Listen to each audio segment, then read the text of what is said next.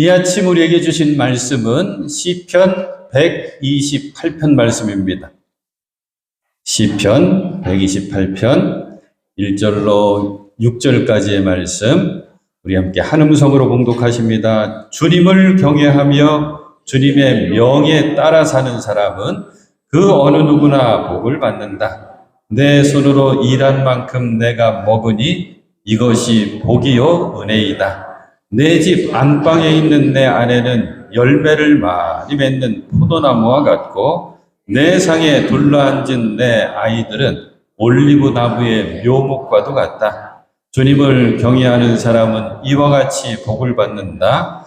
주님께서 시온에서 너에게 복을 내리시기를 빈다. 평생토록 너는 예루살렘이 받은 은총을 보면서 살게 될 것이다. 아들, 딸, 손자, 손녀 보면서 오래오래 살 것이다. 아멘. 참 좋으신 주님의 은혜 그리고 평화가 여러분에게 임하시기를 먼저 빕니다.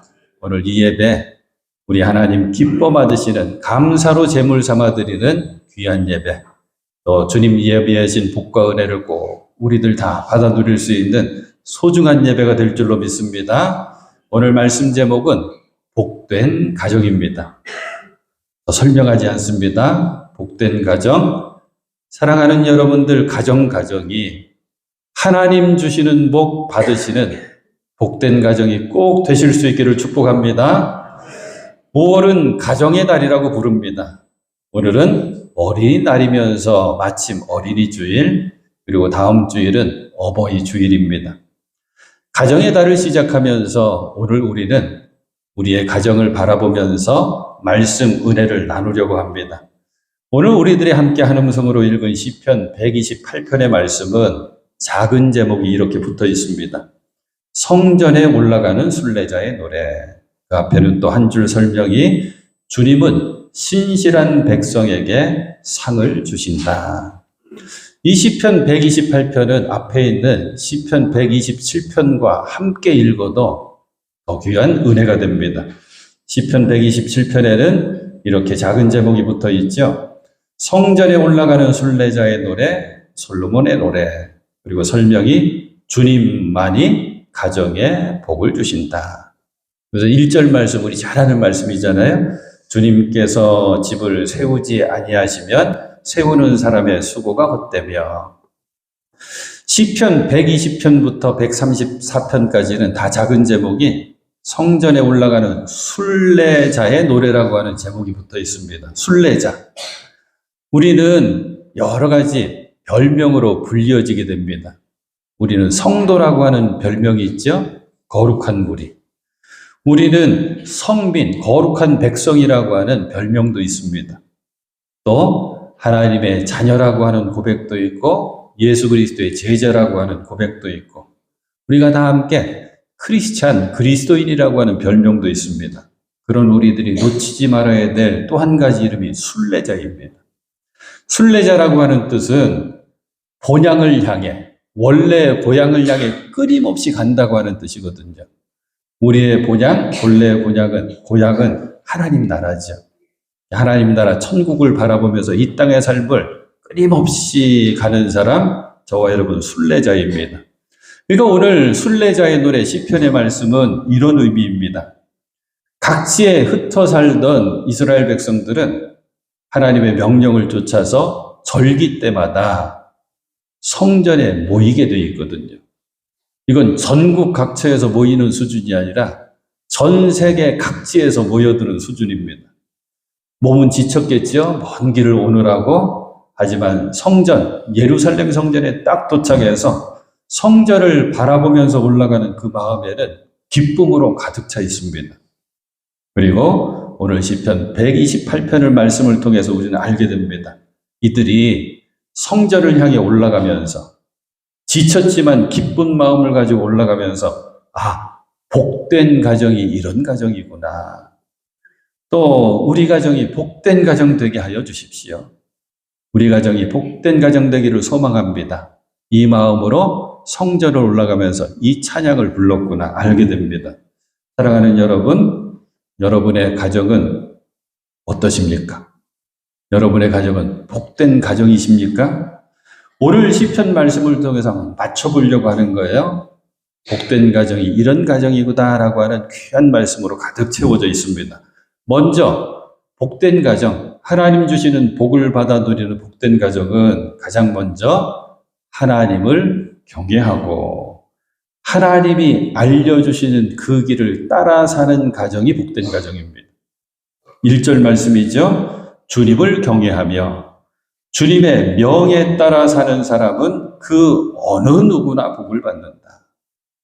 주님을 경외하며 복된 가정의 가장 첫 번째 모습, 가장 확실한 모습이 주님을 경외하는 가정. 하나님을 경외한다. 주님을 경외한다. 글자 그대로 어떤 뜻이냐면 두려워한다는 뜻입니다. 이건 무서워서 두려운 게 아니에요. 놀라서 두려운 게 아니에요. 하나님의 존귀하심을 깨달아 알게 됩니다. 하나님의 살아계심을 경험하게 됩니다. 하나님의 끝없는 은혜를 경험하게 되는 거죠. 그때 우리는 압니다. 아, 하나님 살아계시구나. 하나님이 나와 함께 계시구나. 그때 그 두려운 마음과 모습을 경외함이라고 표현합니다. 사랑하는 여러분, 여러분들은 여러분의 자녀들에게 어떤 모습의 부모님이십니까? 어떤 모습의 아버지시고 어머니십니까? 혹시 우리들의 자녀들이 우리를 보고 두려워할까? 무서워할까?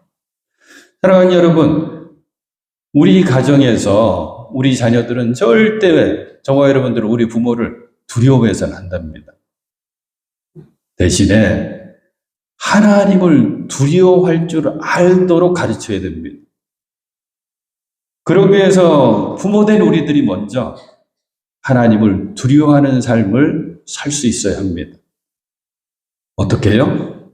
본보여주는 것입니다. 이런 말이 있어요. 자녀들은 어떻게 성장하는가? 어떻게 자라나는가? 자녀들은 부모의 입을 보면서 말이죠. 부모의 입을 보면서 자라는 것이 아니라 뒤통수, 뒷모습을 보면서 자라나고 성장한다. 간단합니다. 기도의 본을 많이 보여주라는 거예요. 기도의 뒤통수 모습을 많이 보여주라는 것입니다. 왜? 하나님을 경외하는 사람, 하나님의 살아계심을 깨달아 알고 은혜를 경험하면서 하나님을 경외하는 사람은 기도할 수밖에 없습니다. 기도의 사람 한 분을 소개해 드릴게요. 어거스틴이라고 하는 초대 교부가 있습니다. 4세기 분이니까 아주 옛날 분이죠. 이분이 굉장히 똑똑한 젊은이로 성장했습니다. 집안도 좋습니다. 그 당시에 가장 모든 것의 중심지가 되는 밀라노에 유학까지 와서 좋은 공부를 하고 학생들을 가르치는 교수가 일찍 되었습니다. 세상 말로 출세한 거죠. 근데 그 마음 중심에 하나님이 없습니다. 당연히 허랑방탕하게 살아갑니다. 마니교라고 하는 당시 유럽에 퍼져 있었던 이단에도 푹 빠져버렸습니다. 이 어거스틴을 바라보면서 늘 기도했던 사람이 한 분 계신데 그분이 바로 어머니 모니카입니다. 모니카가 눈물로 기도합니다. 매달려 기도합니다. 오랫동안 기도합니다. 10대 후반부터 아들 어거스틴의 모습을 보면서 32세 회심을 하거든요. 그때까지 기도했어요. 그 이후에도 기도했겠죠. 끊임없이 오랫동안 기도하는데도 아들 어거스틴의 모습은 변화되지 않습니다. 어느 날 밀라노의 주교인 암브로스라고 하는 주교를 만납니다. 당시에 가장 설교를 잘하던 명설교가거든요. 아들 어거스틴을 좀 만나달라고 애원합니다. 그리고 아들을 위해서 기도해달라고 애원합니다. 그때 이 어머니 모니카에게 암브로스 주교가 한 말이 유명한 말이 되죠. 자식을 위해 기도하는 어머니의 기도는 결코 헛되지 않습니다. 자녀를 위한 어머니의 눈물의 기도는 결코 땅에 떨어지지 않습니다. 어거스틴이 32살, 32세 회심을 하고 쓴 책이 고백록이라고 하는 유명한 우리 기독교 신앙의 고전 중의 고전입니다. 어거스틴 나중에 성자 호칭을 받죠. 성 어거스틴 고백록. 그 고백록 가운데서 보면 내가 오직 진리만 붙들 수 있었던 것, 진리 외에 아무것도 바라지도 않고 생각하지도 않고 진리만 사랑할 수 있었던 것은 오직 어머니의 기도 덕분입니다. 라고 하는 고백을 씁니다. 사랑하는 여러분, 기도의 뒷모습을 꼭 보여주십시오. 그게 가장 좋은 본이 됩니다. 찬송가 가사 가운데 내가 지치고 힘이 들었을 때 누군가 날 위해 기도하네라고 하는 찬양이 있거든요. 저는 이 찬양 부를 때마다 떠올려요. 여러분의 자녀들도 인생을 살다가 여러분과 똑같이 어려움 만납니다. 어떤 인생이든지 순탄한 인생, 끝까지 순탄한 인생은 없습니다. 문제 만났을 때, 어려움 만났을 때, 우리 자녀들에서 너무 힘들어할 때 떠올릴 수 있어야 돼요. 누군가 날 위해 기도하네? 내 어머니가 기도하신다. 내 아버지가 기도하신다. 내 할머니가, 할아버지가 날 위해 기도해 주시지. 그게 기도의 뒷모습을 보여주는 겁니다. 사랑하는 여러분, 이렇게 하나님을 경외하는 삶을 살아가는지, 내가 그 삶을 살질 못하고 있는지 알 수 있는 나의 모습이 한 가지가 있거든요. 그게 바로 이어지는 말씀입니다. 주님의 명에 따라 사는 사람, 바로 하나님이 지시하신 그 길을 걷는 사람이 복 있는 사람. 더 줄여볼게요. 여러분 꼭 기억하시라고 이겁니다. 말씀 따라 말씀 붙들고 사는 말씀의 사람이 복 있는 사람이라고 하는 뜻입니다. 이게 하나님을 경외하는 사람. 왜? 말씀이 기준이 되니까. 요즘 사람들이 어디를 가려고 처음 가는 길을 출발할 때 반드시 켜놓는 게 하나 있죠? 내비게이션 켜놓습니다. 왜? 길 모르니까 길을 알아야 되겠죠? 길을 잘 알려줍니다. 당연히 내비게이션 이용하죠. 그래서 우스갯소리가 생겼어요. 남자들은 다 여자 말 잘 들어야 되는데요. 그래서 헤매지 않고 그리고 어렵지 않대요. 집에서는 아내 말 들어야 되고 밖에서는 내비게이션 안내하는 말 잘 들어야 되는데, 이런 얘기하니까 제가 또 재미있는 유머를 하나 찾았어요. 유머예요. 어떤 임금님이 왕비가 아주 드세가지고 꼼짝 못하고 사는 임금님이 있었대요. 그날 아침에도 왕비한테 혼나고 나서 이제 문무백관들이 다 모였는데 딱 서서 봤더니 궁금한 거예요. 내 신하들은 어떻게 지낼까? 어떻게 살아갈까? 나처럼 아내한테 꼼짝 못하면서 아내의 말만 들으며 살아갈까? 아니야. 다 그럴 수는 없지. 그러면서 명령을 내립니다. 여기서 아내의 말을 나는 잘 듣고 산다고 하는 신하들은 오른쪽으로 서시오. 나는 아내의 말 듣지 않고 내 마음대로 멋지게 살아간다 하는 신하는 왼쪽으로 서시오. 100명의 신하들이 주섬 일어나들이 다 오른쪽으로 가더래요. 그런데 영의정 한 명만 왼쪽에 탁 하고 서 있는 거예요. 과연 영의정은 다르구나. 영의정, 당신은 대단하오. 어떻게 이렇게 당당하게 살 수가 있어? 그랬더니 영의정이 머리를 긁으면서 하는 말이, 임금님, 사실은 저도 저쪽으로 함께 가야 되는데 오늘 아침에 제 아내가 사람 많은 곳은 될 수 있는 대로 피하라고 해서 혼자 여기 서 있습니다. 하나님께서 복 주시는 사람은 너무 간단한 겁니다. 주님의 명령 따라 사는 사람, 주의 말씀 따라 말씀 붙들고 사는 사람, 하나님께서 안내해 주신 그 길을 따라 사는 사람. 뭐라고 말씀하셨어요? 그러면 그 어느 누구나 복을 받는다. 어느 누구나 복을 받는다. 우리 순례자 그랬잖아요. 순례자는 특징이 이거밖에 없습니다. 갈 길 모르는 사람이에요. 방향은 알겠어요. 저 천국을 향해 가는 방향을 알겠는데 어떻게 구체적으로 가야 될지를 모르는 사람이 순례자거든요. 순례자의 특징은 그래서 자꾸 물어봐야 됩니다. 어떻게 갈까요? 어디로 갈까요? 어떤 모습으로 갈까요? 빨리 갈까요? 천천히 갈까요? 자꾸 물어보는 거예요. 그래서 우리가 올 한 해 꼭 붙들고 있는 시편 말씀이 떠오르죠. 시편 119편 105절 말씀. 주의 말씀은 내 발의 등불이요 내 길의 빛입니다. 이 105절만 기억하시면 안 돼요. 그 아래 106절에 시편 기자는 이렇게 고백합니다. 그래서 주님의 의로운 규례들을 지키려고 주님께서 제시하시고 알려주시고 보여주시고 인도하시는 그 길을 내가 따라 살려고 주님 명령을 따라 살려고 나는 맹세하고 또 다짐합니다. 이 고백이 저와 여러분들의 고백이 꼭 되어야 될 줄로 믿습니다. 사랑하는 여러분, 이렇게 말씀 따라 살아가시는 여러분의 모습을 자녀손들에게 보여주시고 다른 어떤 것보다도 신앙의 유산으로 잘 전해주시기를 부탁드립니다. 왜냐하면 아무리 많은 지식을 갖고 있어도 아무리 많은 돈을 가지고 있어도 아무리 높은 지위에 있어도 명예를 갖고 있어도 그 마음 중심에 말씀이 없다면 그 심령에 말씀이 없다면 하나님 기뻐하시는 삶을 살아낼 수가 없습니다.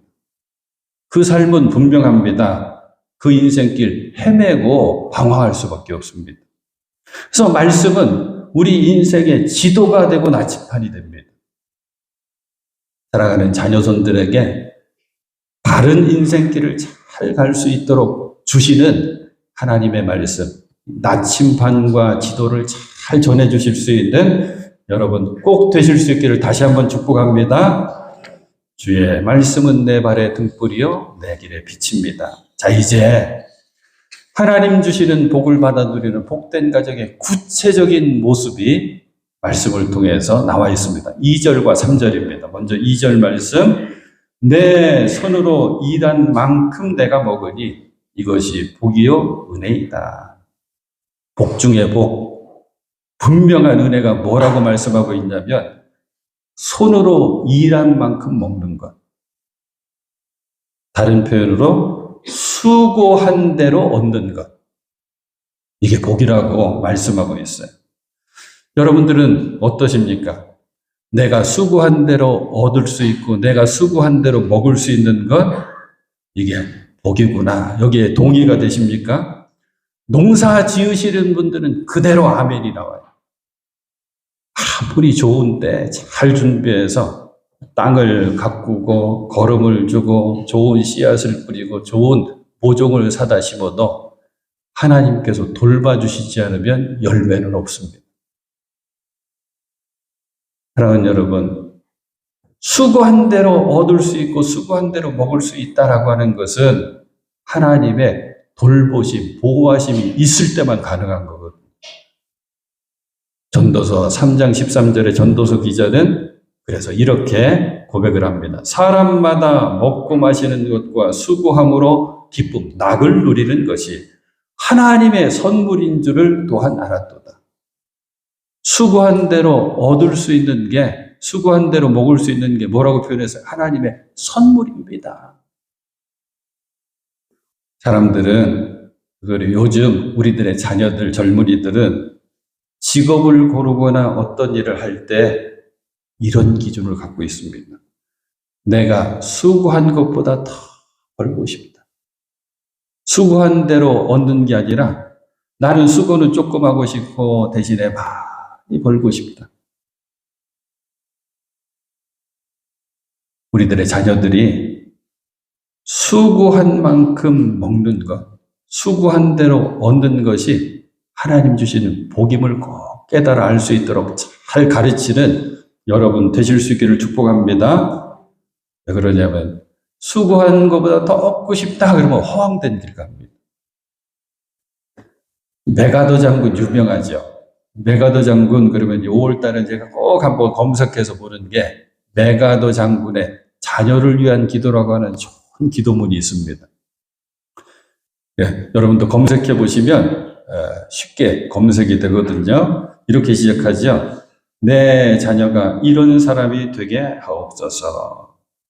약할 때 충분히 분별할 수 있는 힘이 있는 사람이 되게 해주시고, 두려울 때 자신을 잃지 않는 용기 있는 사람이 되게 해주시고, 정직한 패배 앞에서도 당당하고 부끄러워하지 않는 사람이 되게 해주시고 승리 앞에 겸손하고 온유한 사람이 되게 하여 주옵소서. 이렇게 쭉 시작되는 거예요.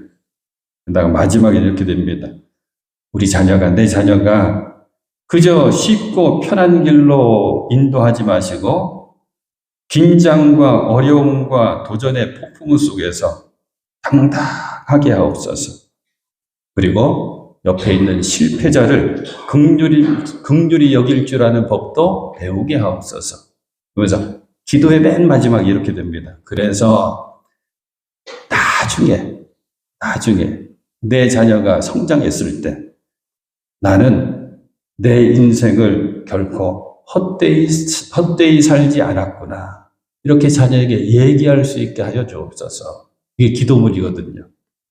기도문을 읽으면서 어떤 목사님이 이제 칼럼으로 이 기도문을 쓰셨는데 다른 자료를 소개하는데 이게 더 은혜롭더라고요. 메가더 장군이 이 아들 낳았을 때가요 58세였대요. 우리 나이로 환갑 때 낳은 아들이니까 아서라고 하는 아들인데 이 메가더 대단하신데 그러면서 이제 계속 봤어요. 봤더니 메가더 장군이 어느 해 미국의 자랑스러운 아버지상을 타게 됐대요.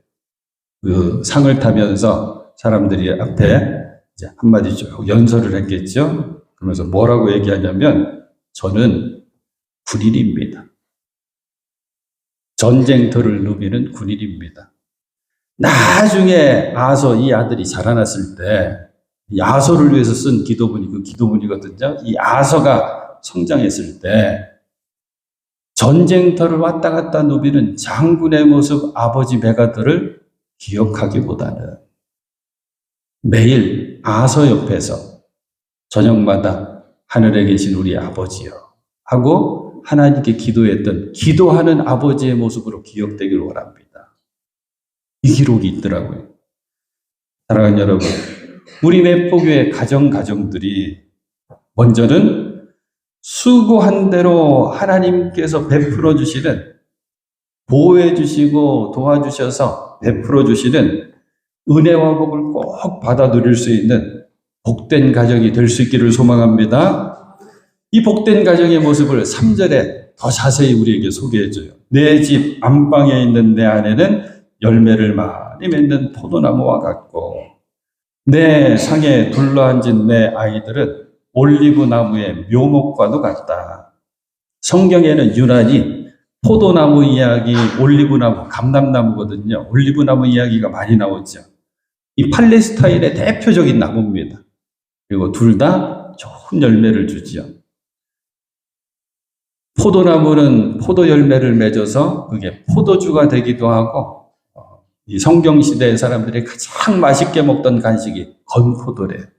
포도를 말려서 건포도로 먹기도 하죠. 포도주 기쁨입니다.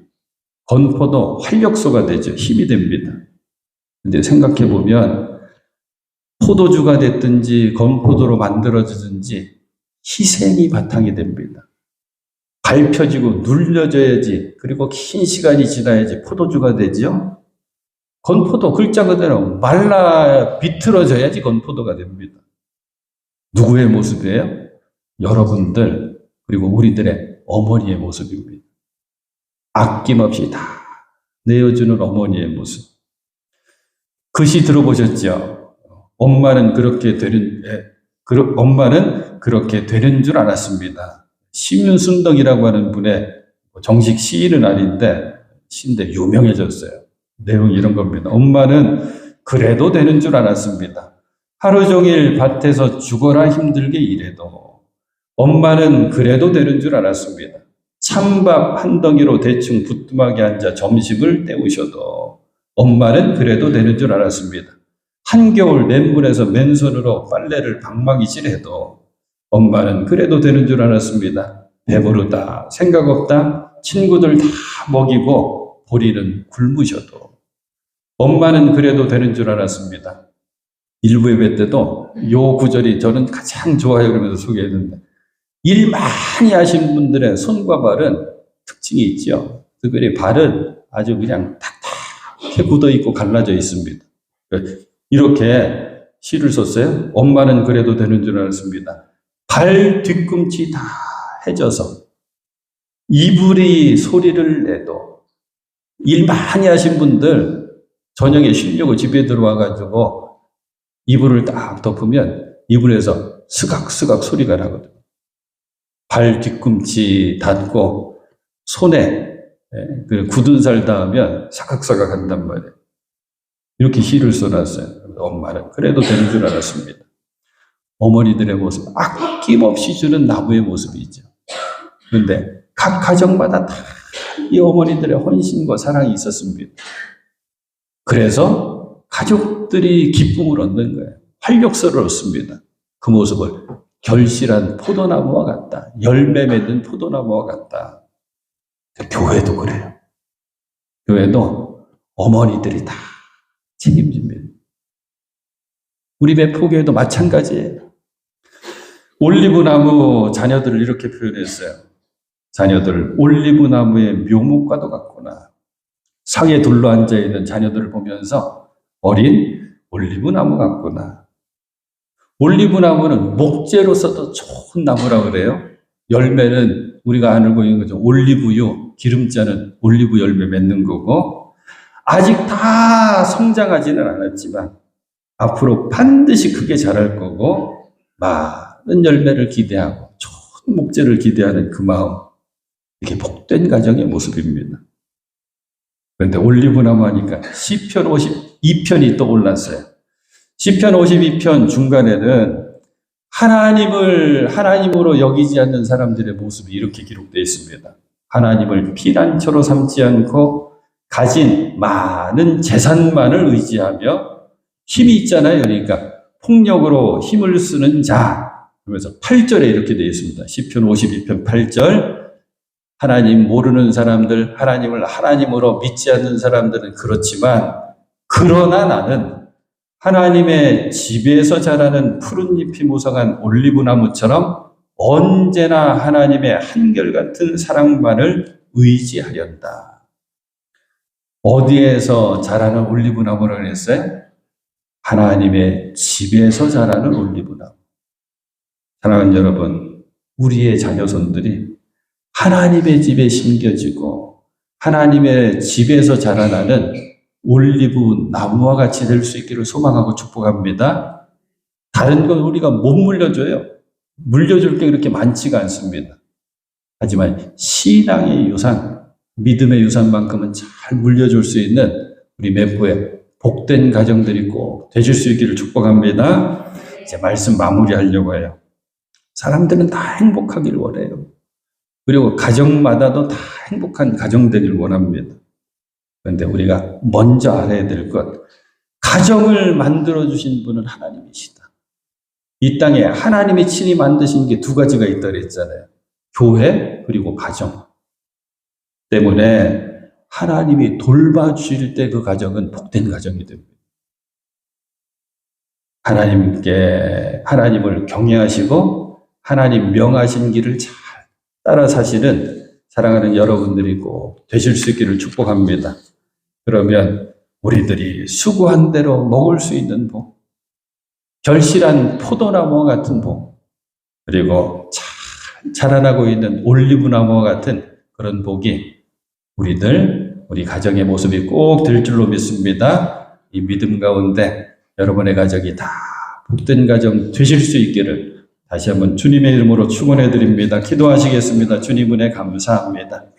가정의 달을 활짝 열었습니다. 오늘 어린이날, 어린이 주일입니다. 우리 가정마다 복된 가정이 되게 하여 주시옵소서. 먼저 하나님을 경외할 수 있게 하여 주시옵시고, 하나님 말씀하신 것 그 말씀 따라서 말씀 붙들고 말씀으로 살아갈 수 있는 믿음의 가정들, 복된 가정 꼭 되게 하여 주시옵소서. 자녀들을 위해 간절함으로 기도할 수 있게 하여 주시옵시고, 우리의 자녀들을 향한 간절한 기도가 꼭 응답되어서 우리 귀한 자녀들의 삶의 모습이 우리 기도의 응답이 꼭 되게 하여 주시옵소서. 감사드리며 예수 그리스도 이름으로 간절히 기도하옵나이다. 아멘.